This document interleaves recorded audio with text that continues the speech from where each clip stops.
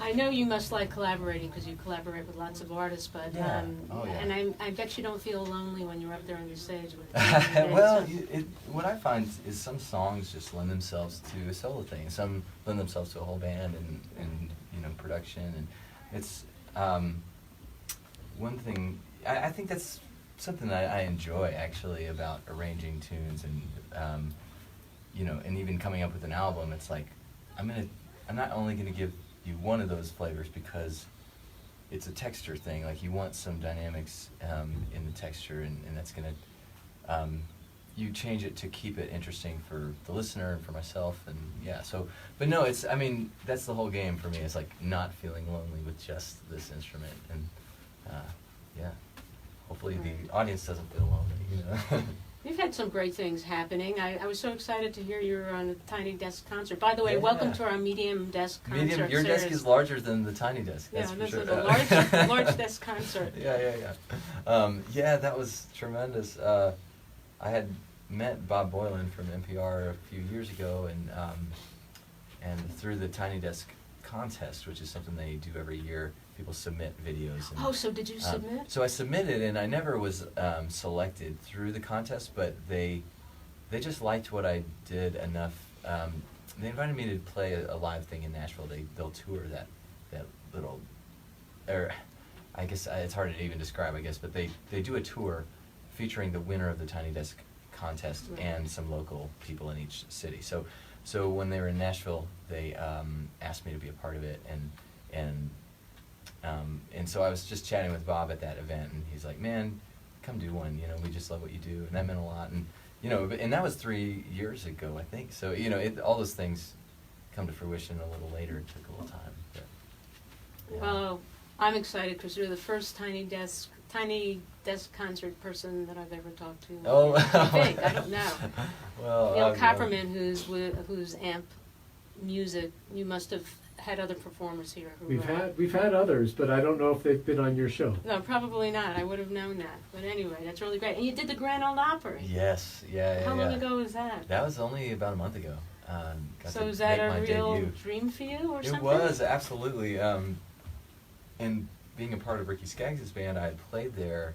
I played on that stage, had to be over 100 times. Oh, you know, really? I've been there many times as a side guy, and then, but it's definitely a different experience to stand in the circle on the middle of the stage and do my own music. And in fact, it was a beautiful experience because Ricky, my old boss, got to host that night, and so he was hosting the show when I was playing. So he kind of introduced me, and you know, it was definitely this family atmosphere, and even down to all the staff at the Opry were just, these are people that I've, you know, seen and recognized and been in that space with for 5 years. So it's like when I was coming to do my debut, so many of them were like, "Scott, we're so proud of you," you know, like, and so I kind of got this almost like special treatment just by knowing everybody for that long. You know, it's like they really made me feel special and like a family member. So my old boss, Ricky Skaggs, was he a good boss? Amazing, yes, in every way. Yeah, man, he's just he's truly a mentor to me. You know, and so many of us that come through his band. In fact, on the Opry stage when he was introducing me, he said something to the effect of, you know, this is like introducing my son. You know, this is like, oh, that's sweet. Yeah, he thinks of all of us as his kids, because there's a bunch of us in the band around my age, and so he's kind of the ringleader and has his like, you know, proteges around him, and that's how he looks at it. It's a beautiful thing. So, yeah, that's great. This is Scott Mulvahill, and that's spelled Mulvahill. He is performing this evening at the Cooperage. It starts at 7:30, and the Cooperage, a lot of you know, but in case you don't, it's just north of Louisiana on Lomas, 7220 Lomas Boulevard Northeast. And tomorrow evening, at, at the gig, 1808 2nd Street, Suite H in Santa Fe. And folks can order tickets. Is it too late to order tickets today? Do they just show up at the door? Nope, Neil? you can still buy tickets online, all the way up to the last minute. Hold my ticket? Yep, or ampconcerts.org.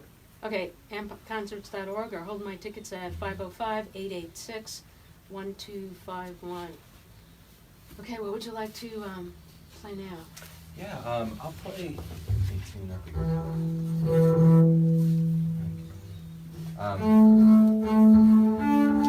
We were talking about